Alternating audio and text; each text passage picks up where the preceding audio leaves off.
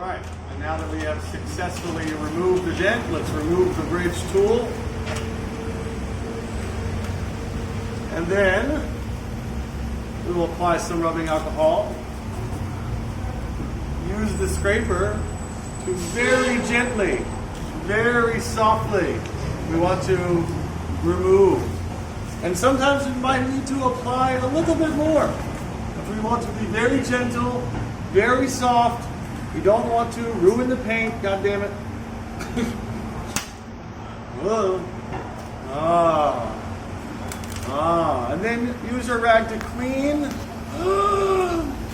Ta-da! We have a completely removed dent. Look at that. Wow. I'm so amazed. Wow. Look at that.